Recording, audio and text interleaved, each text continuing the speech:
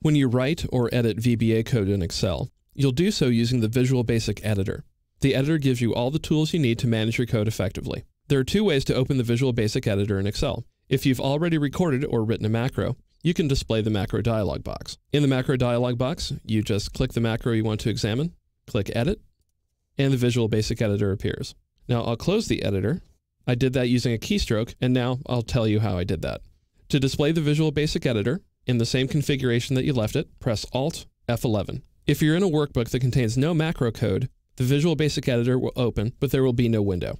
The Visual Basic Editor displays the Project Explorer panel on the left, here, with references for every worksheet and the workbook itself. If you don't see the Project Explorer panel, you can display it by clicking the Project Explorer button on the standard toolbar, which is here, or by pressing Ctrl-R.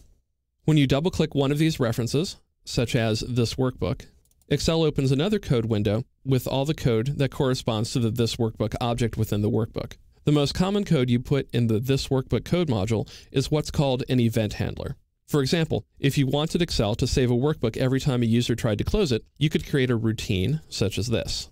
Private sub workbook before close. And I know this will look a little confusing now, but don't worry about it. I get into detail on how all this works later in the course. So I've created my event handler, and now all I need to do is put in the code that will run whenever this event happens. And in this case, it is workbook before close. So this event code will run before a workbook is closed, but after a user has clicked the close button or done something else to try to close the workbook. So if me.saved, and all this does is have the workbook checked to see if it's been saved. If it's false, which means the workbook hasn't been saved, then save the workbook. That's how you interpret that line of code.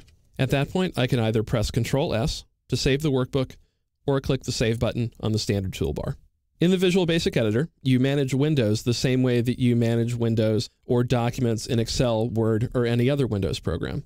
You have the Minimize button, where you can minimize a code window. It appears here at the bottom edge of the Visual Basic Editor. If you want to restore it, you can click the Restore button to maximize and to go back to where you were.